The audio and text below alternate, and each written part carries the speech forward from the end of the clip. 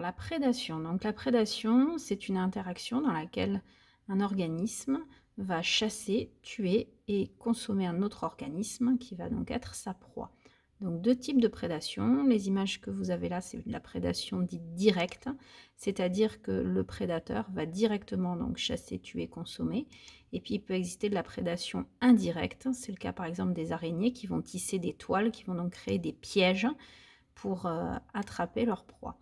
Donc dans cette relation d'exploitation, on a un acteur, donc le prédateur, qui chasse et tue et qui tire donc un bénéfice, et un second, la proie, qui lui va donc être consommé.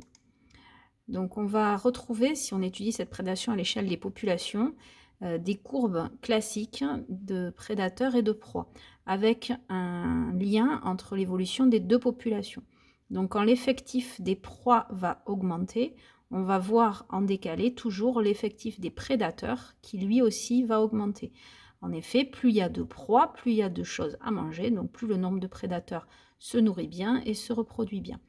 Au bout d'un certain temps, le nombre de prédateurs augmentant, ça va créer une forte pression de prédation sur les proies.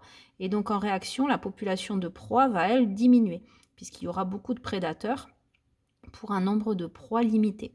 Cette population de proies qui diminue va entraîner donc de manière secondaire une diminution de la population des prédateurs, puisqu'il y a moins de choses à manger. Il va y avoir une compétition entre les différents prédateurs. La diminution de la population de prédateurs va à son tour permettre d'augmenter la population de proies, puisqu'il y aura moins de pression de prédation, et donc les proies vont pouvoir à nouveau mieux se reproduire et se développer.